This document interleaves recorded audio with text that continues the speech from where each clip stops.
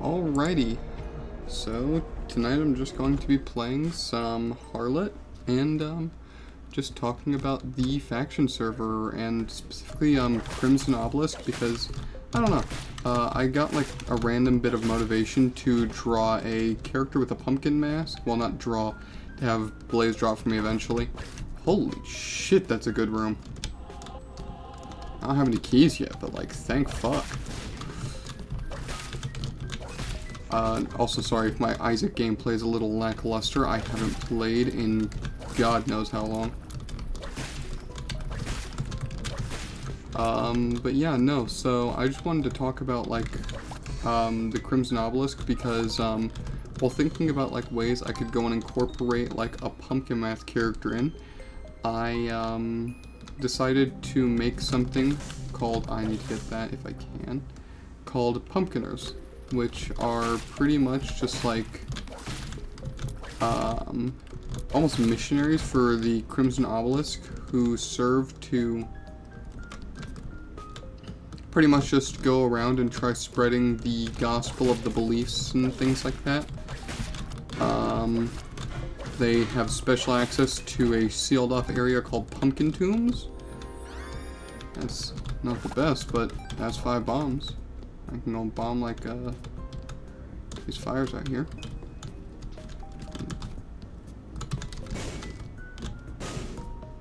Damn. But yeah, no, I even like tried thinking about, oh yeah, I've already been here. I even tried thinking about some of the lore for how exactly like the pumpkin tombs would work. By the way, secret room right here, I'm calling it.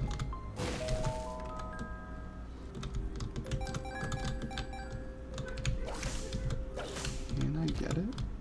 I'm trying to see if I can get that Steam sale now. I might be able to. But yeah, no, so Pumpkiners, I'm gonna go bomb my donation. Fuck. I think it's worth it to go and start out with the Steam sale.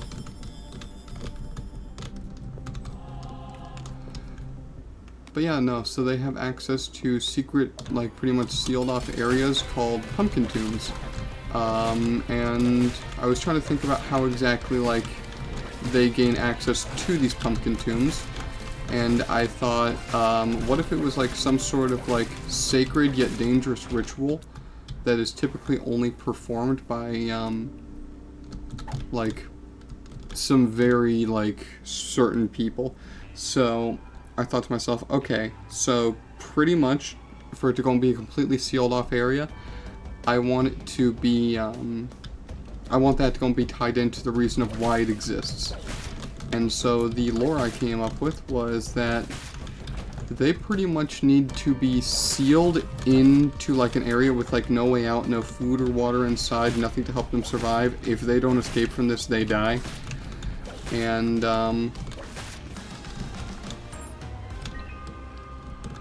this was guaranteed to be something, but I don't remember what it is, if I'm not mistaken.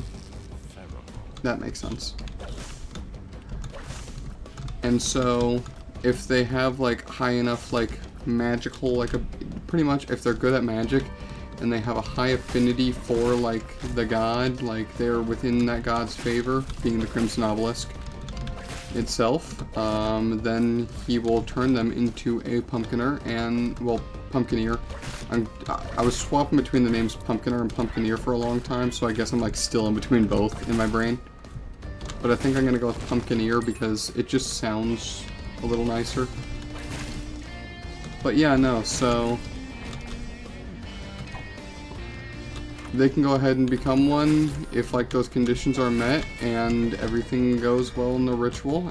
They will literally just create a door in like wherever they're sealed to the outside, and from then on they will always be able to go and create a door. Just lucky me. They will always be free. They'll always be able to go and create a door leading to their pumpkin tomb, and so they can then use that area for whatever they choose. I don't know, I feel like the idea is just pretty interesting and leads to like some interesting world building with them. And then it also, I don't know, I just kind of also like the idea of them having like their own traveling room. And I decided to also make like a legend of, what does that do again? Yeah, I think that'll be good. That dictates where my run's going. I'll go and do this so I can get a devil deal and then swap it out for an angel.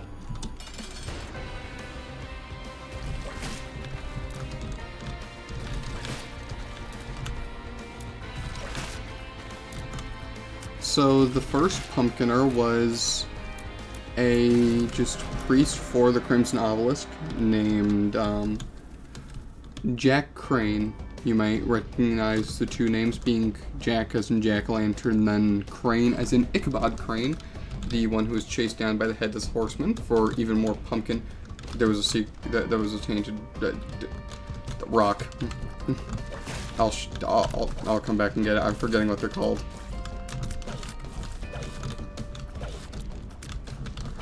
But pretty much, a member of a long-forgotten faction, like deep in like the annals of history, decided, hey, we don't like this guy doing his business here.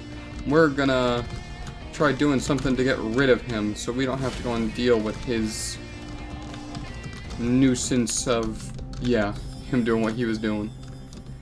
And so they lured him into a cave and dropped a giant boulder directly onto the entrance. And so with like his affinity for the actual Crimson Obelisk, he was able to go and create the door that they do in the actual pumpkiner ritual to get out, and yeah, he became the first pumpkiner, and since then it has been like a sacred ritual. And as like an extra bonus, pumpkiners will always go and wear a pumpkin mask in honor of him, as that was something that he was famous for doing. I don't know, tying it into almost like a saint type character, I just thought would be like a very interesting concept, and I think that I made like an interesting legend. So I hope that like when I finally like write everything down and maybe post it into like the server, people end up liking it. But yeah, either way, the character I want to make is going to be a... Their name's just going to be Troy. They're just going to be, ooh, this is going to be fun. I probably could have gotten in. A demi-boy pumpkiner, because why not? And, yeah. I don't know, they're just going to be, like, built into, like, Crimson Obelisk lore and things like that, and allow me to go and bring that into any stories I write in the future, because, I thoroughly enjoy most of, like, the, ideas we had in, like, the faction server, and so bringing back Crimson Obelisk stuff just sounds like an absolute blast.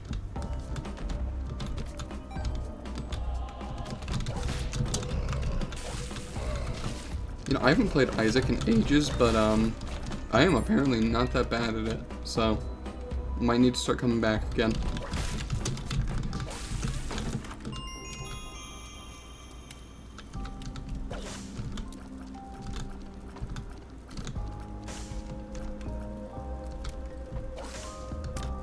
Oh, that'd be good if I was taking devil deals.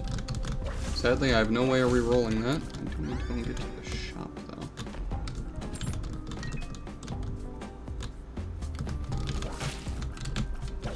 I don't know. I also tried thinking about different ways before to go and expand, like, the actual lore of, like, the Crimson Obelisk and, like, their legends and, like, different things they believe, because I used to... My family used to believe in, like, a good bit of, like, Christian things, and so I know a good bit about the Bible, and one of the only, like, things I truly like about that book is its stories, because, I don't know, even though I don't believe in the religion, I feel that, like, the stories have, like, a lot of interesting lessons, and, yeah, no, I just think that they're pretty neat, I guess. And so, I don't know, I guess I kind of want to go and include interesting legends like that into, like, the actual Crimson Obelisk itself. And I already have, like, an idea for one of them. I originally wanted to write it for one of the challenges, though I cannot remember for the life of me what the challenge was going to be.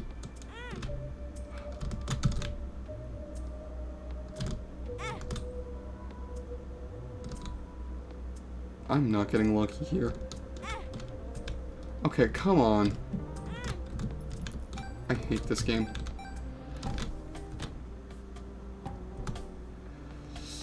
Fuck it. That was not worth it. That was really stupid of me. When did I use my pheromones pill? I'm having a brain fart, I guess. But, so, one of, like, the early ones that I had made and, like, never actually written because, yeah, I'm lazy, is, pretty much, it was, like, a story from, like, well back in, like, the mythos of, like, the legends and things like that, in which the Crimson Obelisk itself, after a period of just stagnation, decided, okay, I'm gonna try again. Excuse me, I'm gonna move somewhere else because it was like surrounded by different warring factions and things like that. It decided, okay, I'm gonna try all this again somewhere else, and let's hope that I have better luck there. And so it literally uprooted itself with almost like exposed its true form and just started running through the land to go to somewhere else. Anyone who saw it, when this was like found out to be happening, there were like messages sent out all throughout the land of just like, watch out for this, we don't know what it will do, it could be potentially dangerous. And so anyone who ended up seeing it that day, when they did see it, immediately fell asleep and then woke up as if nothing had ever even happened. Like, they completely forgot what had happened that entire day, and they pretty much just reset the day, like, in their mind. And it was because the obelisk itself didn't want people living with the fear of, like, it moving. It instead wanted them to just know that it moved, I guess. I don't know, it seemed like a very interesting concept, but that was just like a minor part of it. The main part is that the three primary factions, the Angelic Knights, the Silly Bees, and the Whispering Woods are all worked into this legend as well, being that when hearing that the obelisk was on the move, they wanted to try stopping it because they thought that, like, oh man, this thing is moving, things are probably in danger. Oh, that's sad. And so they sent 3 of like their finest warriors to attempt to go and pretty much stop the obelisk out of fear of what it's trying to do. And upon seeing these 3 mighty warriors, one from each of the primary factions, it just looked at them, and instead of doing what it had done to the rest of the people and making them forget, it decided that they had like a different calling, pretty much. And so it poked each one of them in the eye, blinding them in that eye. But at the moment of them being blinded, they got a flash of like things that they had missed in their lives. The way that I originally had imagined it is that the Whispering Woods member saw things like their child's first steps and their first words and things like that they had missed because they were doing business for the Whispering Woods itself. Does PFF help with Gallo? I'll take it. Oh, then I can't get Dreamcatcher. I should have thought about that. I always forget that gives you increased angel chance.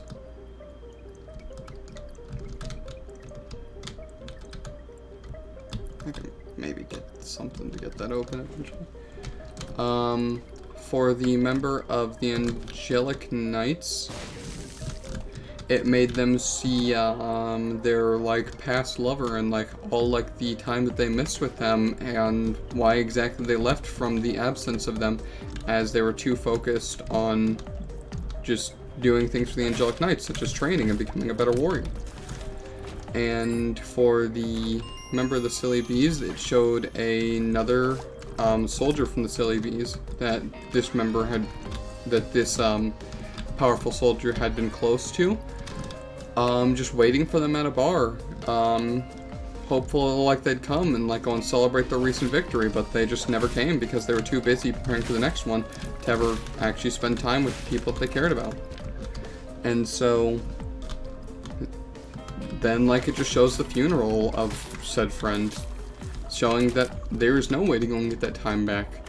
All just to pretty much show like the things that these people have missed by committing so hard to like what they were doing and not taking the time to go and appreciate the current things going on in their life.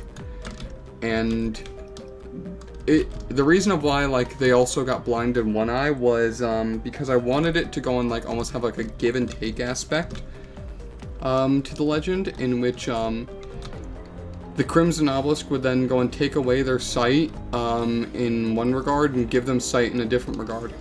So they can go and see what they missed, and in exchange they lose some of their actual sight.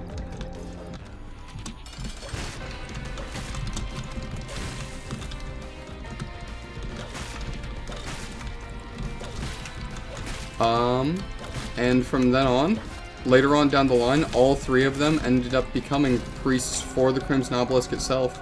I am getting health upgrades non-stop. Did it want them to go and become priests? No. It just wanted to go and show them, like, the different ways that there was.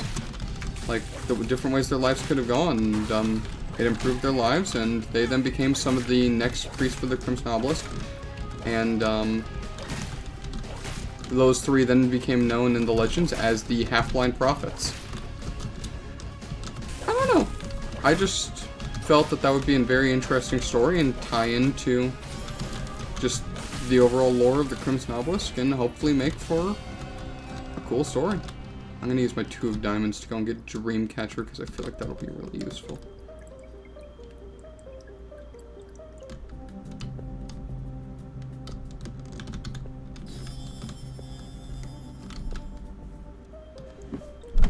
Alrighty. But yeah, no, those are the two, like, different, stories that I guess so far I've made for the Crimson Obelisk itself. Okay, it just showed me a needle. That is very unhealthy. I'm 99% sure that was euthanasia, but that is just sad. I do know that, like, I want to do more with, like, in the server, I have had the name Dark Priest for an extremely long amount of time. And I have actually wanted to make a Dark Priest type character to go along with, like, the Dark Priest moniker itself. And I had the idea because I've always had an eyes motif in the actual Crimson Obelisk. It's experimental treatment. I'll check up here for...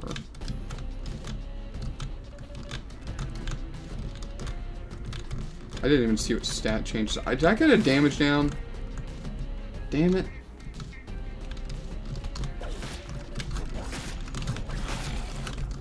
But yeah, no, so I wanted to actually go and make like a Dark Priest character in which their face would like be completely blacked out, because that just sounds like a very interesting thing. And then to fit into the whole eyes motif that I've always wanted the Crimson Obelisk to have. Instead of like having like 2 beady little eyes poking out of like the cloak like you'll normally see in like some characters like that, instead it will be multiple different eyes of all different kinds, just all like poking out. So at one moment there could be like 1 eye, and it could be like a very just normal Crimson Obelisk type looking eye, literally just resembling it, to going to like 5 eyes all in like ellipse type shapes. I don't know. I felt like the idea of having multiple eyes on one character that can just change depending on what the situation needs just sounded kind of interesting, and would just be a kind of fun character to draw. At least I wouldn't be the one drawing them, but yeah, I just thought they would sound fun to draw. Okay. Okay. Okay. I hate this game. And one extra thing I wanted this person, well, the Dark Priest, to have is so there's like the typical like sacrificial daggers and things like that, like the ones that like are like wavy and stuff like that. I've always loved how those look. And so one thing I wanted this character to have is pretty much one of those sacrificial daggers. Just as a sword. And it would just... I don't know, that just sounds kind of cool. I at one point thought to be a whip sword. But nah, honestly I think that I almost like the simpler idea of just like the waviness of like an actual sacrificial dagger on an actual sword. What's this one? That is not good to my current active item.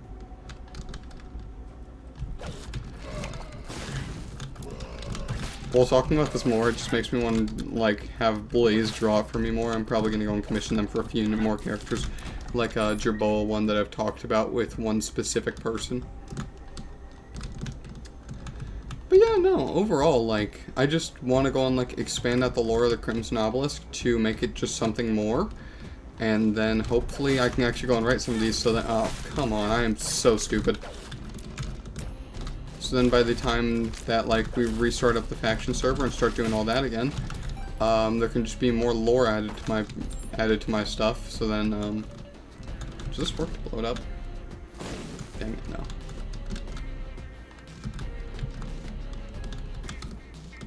I'm at least gonna do it. It's, at that point, just bomb for a key. I hate this game.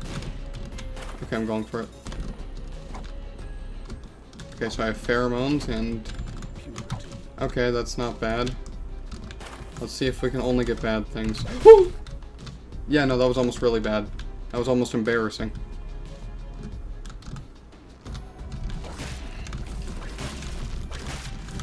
But yeah, I don't know. I also had some fun writing some of the stories, like, when we did, like, the, challenge in which you had to go and write why your faction should win.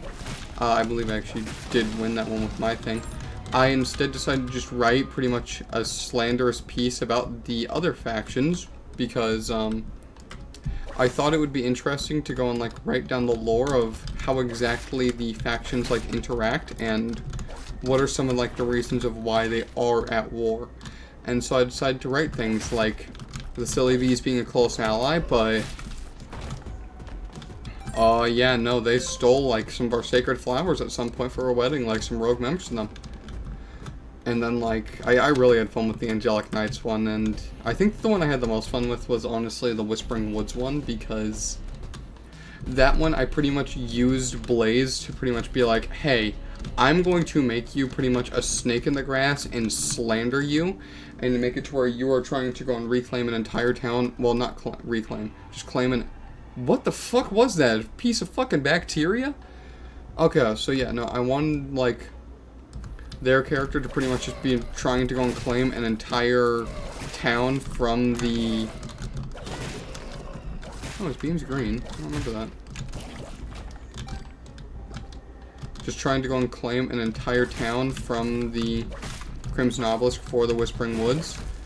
And yeah, no, when I asked them if I could pretty much just slander them just to go and write something for this, they were just like, yeah, I'm down, that sounds fun.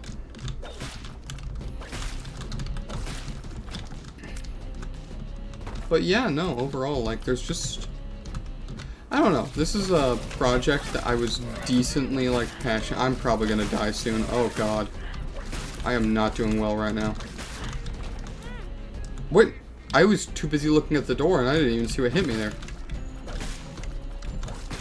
But yeah, no, the other one there that I also had a lot of fun with was just writing that the Angelic Knights pretty much found like a weapon of mass destruction while doing like a raid together, and decided to use said weapon against the Crimson Obelisk later. Because, say what you want about me slandering like Angelic Knights, I feel like in the lore it's probably fitting that like it was Blood of the Martyr. Heck yes, I have damage.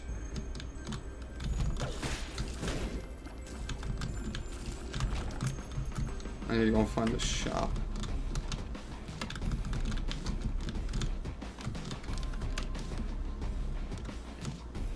But yeah, no, I don't know. In my brain, like, it just kind of makes sense to have,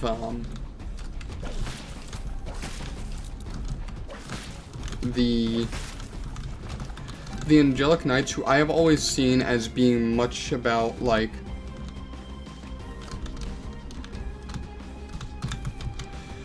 stuff like, I forgot it does it like that. That's annoying. Just prioritizing, like, the self and getting things done no matter what the cost is. So I just felt that, having it to where, like, they see, like, an opportunity to pretty much, gain a massive advantage in, like, the war by stabbing a close ally in the back. I felt like that was, like, oddly accurate to how I had pictured them in my brain. Are, like, the evil? No. They're just doing things for their own benefit. I can't judge them. But, I don't know. Also, I love the fact that, I realized this while we were doing, like, the faction stuff. The Angelic Knights themselves had, like, some of, like, the lowest, like, actual, like, rate of doing, like, some of the actual challenges. And to me, that was always kind of funny, because the thing about the Angelic Knights is that, they are, like, the ones that, like, get things done and, like, are really on top of things.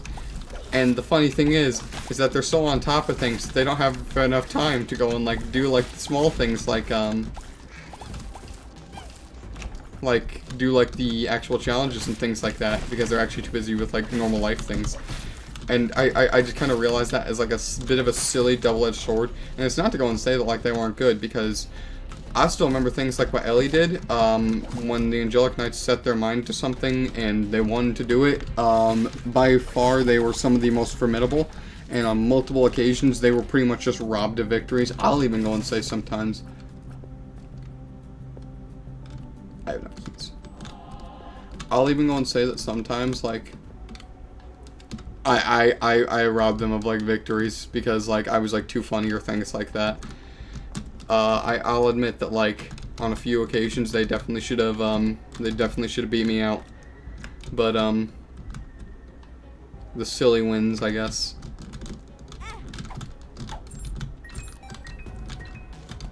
Single heart. Could go back and get that art, but I just don't care enough. I don't know. Also, one extra, like, thing about, like, the, faction server itself. I had, like, conceptualized 2 of the, initial, factions before, like, ever even bringing the idea to wit, being Crimson Obelisk and Silly Bees, and I had, like, the slight idea of doing the Angelic Knights. Wit had originally said a Man of War, but I had to veto that idea because I had no clue how to draw that.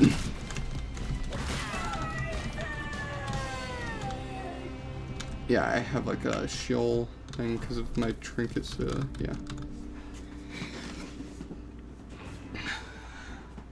But yeah, so originally it was going to be a Man of War. And, well, at one point we had talked about it being a Man of War, and I've even joked about, like, hey, what if I were to bring that back and make, like, an extra one that was, like, gray or something like that.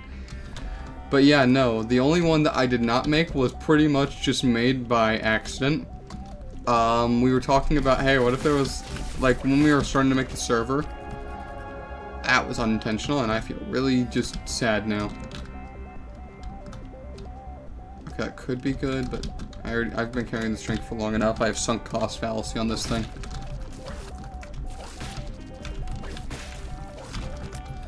But yeah, no, so Whit was also talking about the idea of, hey, what if, like, there was, like, a Bulbasaur type one, and it was, like, all plant themed and stuff like that. And I was like, yeah, I don't know how that would go.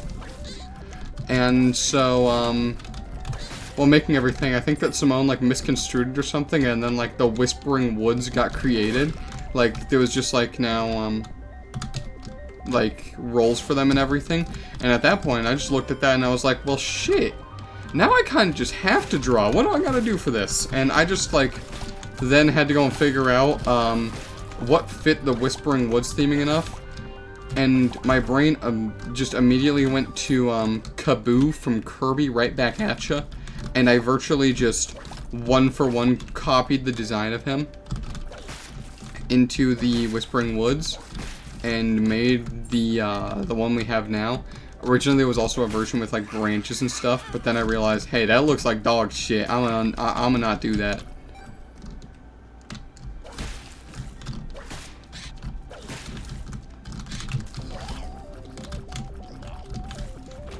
And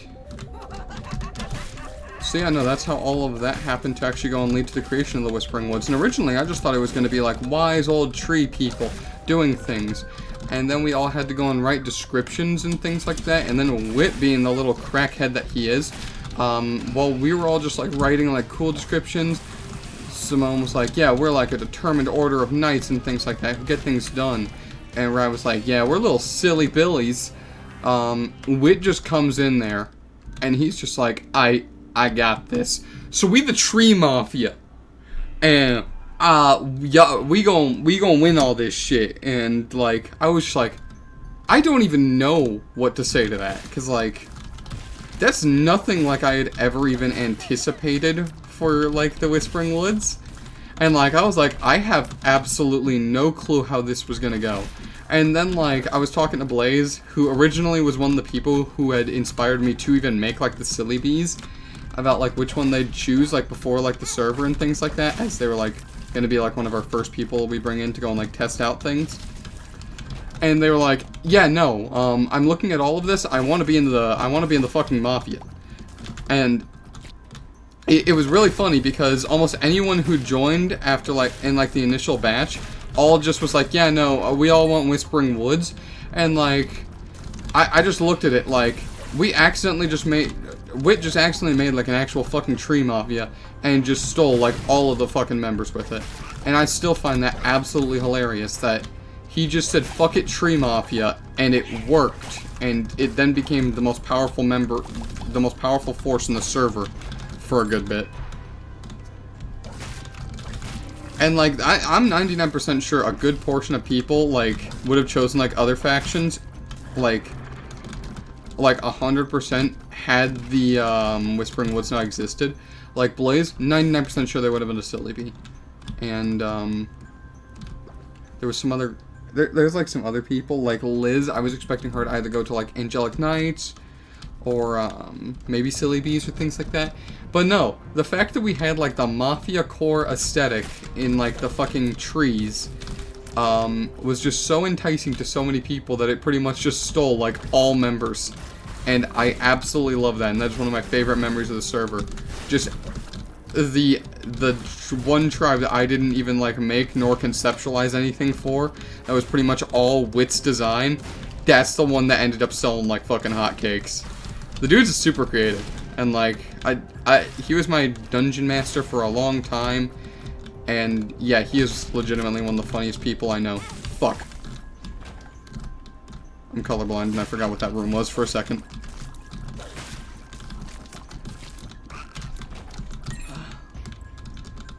But yeah, no, like, I don't know, it's just, like, interesting to go and think back.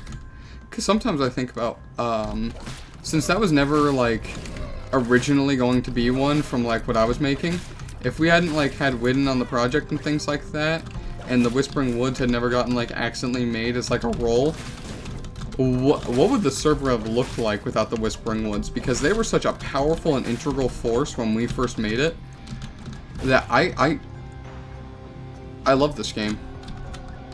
This game is good.